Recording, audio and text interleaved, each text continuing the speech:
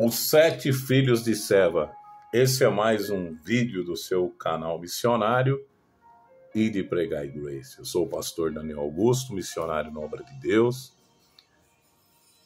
E eu quero nesse momento orar por você, pela sua família, para que você seja abençoado através desse vídeo. Coloque a mão no seu coração. Senhor meu Deus e meu Pai, eu oro agora em favor de todos os inscritos deste canal. Aqueles que são inscritos estão assistindo agora este vídeo. Derrama do óleo da tua unção. Fortalece os seus filhos e as suas filhas, meu Pai. E que toda obra de maligna caia por terra agora em nome de Jesus. Meu Deus, derrama do teu poder. Derrama da tua glória, Senhor. Manifesta o teu amor sobre a vida dos teus servos. Que eu expulso nesta hora todo espírito de confusão nas famílias, todo espírito de enfermidade, caia por terra agora em nome de Jesus. Meu Deus, tu és santo e poderoso, Deus presente no meio do teu povo. Aonde tu estás, ali é uma grande manifestação do teu espírito. Ensina o teu povo a ter comunhão contigo, para ter autoridade no nome do Senhor Jesus. Eu te agradeço. Amém. Glória a Deus, glória a Deus. Como é bom orar, né? Eu convido você a estar comigo na madrugada, às 4 da manhã.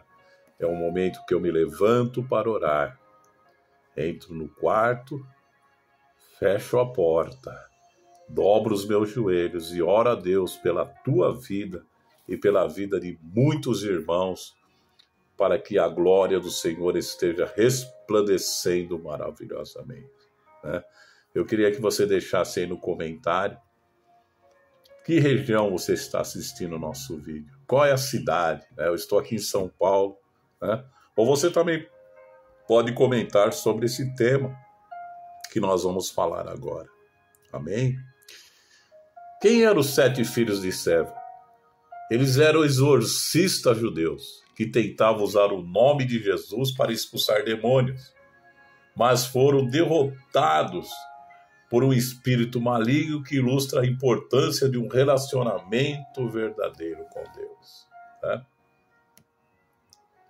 O que diz o texto no livro de Atos, capítulo 13, e versículo Atos 19, do 13 ao 16, diz assim: os 7 filhos de Seva são mencionados no livro de Atos dos Apóstolos, especificamente o qual nós falamos, Atos 19, 13 ao 16. Seva é descrito como um dos chefes dos sacerdotes judeus, e seus filhos tentavam imitar o apóstolo Paulo, né, que realizava milagres e expulsava demônios em um nome de Jesus, né? Eles invocaram o nome de Jesus dizendo: nós te conjuramos por Jesus a quem Paulo prega, né? Então, eles não tinham nenhum relacionamento, não tinham recebido a Cristo como Salvador, mas se achavam poderosos, exorcistas, né? Que era chamado aqueles que expulsavam demônios. Mas eles não tinham autoridade no nome de Jesus para expulsar, porque eles colocaram eles como alguém que estava falando de um Jesus que Paulo pregava. Paulo era um homem cheio do Espírito Santo. Paulo pregava a palavra de Deus com autoridade e expulsava demônios. Mas estes homens não. Olharam isso e acharam que poderiam fazer, né? E quando eles tentaram expulsar o espírito maligno, o espírito respondeu assim, ó: Jesus eu conheço, e Paulo eu sei, mas vós quem sois? E o espírito maligno então atacou os filhos de Seva e foram espancados e fugiram da casa nus e feridos.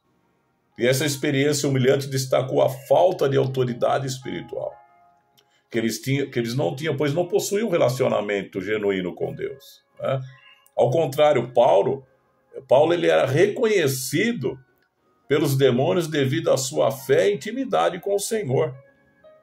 Então aqueles homens acharam que podiam expulsar no nome de Jesus que Paulo pregava. Se eles fossem servos de Cristo, fossem realmente servos do Senhor, ele fala, em nome de Jesus, sai, né? Eu vi muita gente sair envergonhada em batalhas assim espirituais. Eu me lembro que muitas vezes as pessoas não conseguiam expulsar e chamavam o pastor, meu irmão, o bispo Davi, várias vezes foi acordado de madrugada para expulsar demônios na casa o qual os irmãos que estavam lá não conseguiam, né? Porque falta o quê? Uma comunhão com Deus, porque no nome de Jesus todo joelho se dobra. Não tem demônio que possa resistir ao nome do Senhor Jesus, né? Mas precisa algumas coisas importantes na vida da pessoa para que ele seja cheio da graça de Deus, para que ele vença todas as condições que Satanás tenta impor, né? Uma vez a minha irmã Ruth, né, missionária, foi expulsar demônio na casa de uma pessoa. Aí o demônio falava assim, eu só saio se tirar esse cinto que está lá. Aí vinha a irmã, tirava o cinto que estava no corpo da minha irmã. Eu só saio se tirar esse anel. Aí a irmã vinha lá, tirava o anel dela. Eu só saio se tirar o brinco. Vai lá e tirava o brinco. Então, eu cheguei naquele dia, nós juntos, nós oramos, expulsamos o demônio, eu e a Ruth, né? Mas não é que a Ruth não tinha autoridade. A pessoa que estava com ela ali estava ouvindo Satanás falando através da boca do endemoniado, né? Então, uma coisa importante, nós temos que ter um relacionamento com Deus. Não basta usar o nome de Jesus sem ter um relacionamento verdadeiro com Ele. A autoridade espiritual vem de uma vida de fé e comunhão com Deus, né? E como nós vamos ter um reconhecimento espiritual, né? Os demônios reconhecem aqueles que têm verdadeira autoridade de Cristo. Paulo, por exemplo, era conhecido por sua fé e poder espiritual, enquanto os filhos de Seva eram apenas religiosos sem um relacionamento autêntico, né? Eu falo assim, mas eu sou filho de crente, né? Sou filho de pastor, né?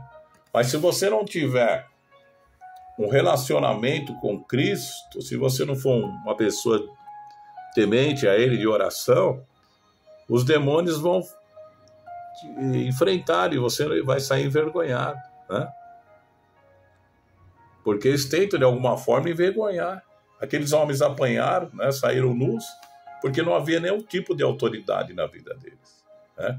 Nós temos que reconhecer no mundo espiritual através de uma vida de oração, de comunhão com Deus, como servos do Senhor Jesus, né? E as consequências da imitação. Tentar imitar a fé ou as ações de outros sem a verdadeira convicção e relacionamento pode levar consequências negativas. A fé genuína é essencial para enfrentar as forças do mal, né? Então, vamos entender que isso é um lembrete poderoso da necessidade de um relacionamento pessoal com Deus e da importância da fé genuína na vida cristã, né? Nós temos que estar dessa forma, né? Os filhos de Seva passaram vergonha, mas nós não vamos passar vergonha, porque o nosso relacionamento com Cristo é muito maior, né? Cristo está em mim, Cristo está em você. Então, quando se levantar, vê uma pessoa endemoniada, vai lá e expulsa em nome de Jesus, mas porque você está falando com a autoridade daquele que recebeu dele essa autoridade. Você não está terceirizando como os filhos de Seva, né? Fica terceirizando a fé de Paulo, né? No nome de Jesus que Paulo prega. Quer dizer, eles não sabiam nem que era Jesus direito, né? Eles acharam que aquilo, vamos fazer dessa forma e o demônio vai sair, mas apanharam e saíram nus, né? Eram 7, o endemoniado era um só. Veja que situação terrível, mas pode ter até uma legião de demônios. Você pode estar ali, você mesmo, e você disser em nome de Jesus, sai, ele vai sair. Sabe por quê? Porque você tem um relacionamento com Cristo e você tem a autoridade que Jesus falou, né? Quando ele foi enviar os seus discípulos, né? Ele disse assim, que íamos colocar as mãos sobre os enfermos, eles seriam curados, íamos expulsar os demônios, né? Que sairiam pela autoridade que eles nos deu. Então essa autoridade tem que estar em mim, tem que estar em você, nessa comunhão gloriosa com Cristo. Amém? Se você ficou até agora aqui no vídeo, não esquece de dar o like, o joinha, aproveita, dá o like e se você não é inscrito ainda, se inscreve aqui no nosso canal, ajuda a crescer esse canal missionário, em nome de Jesus.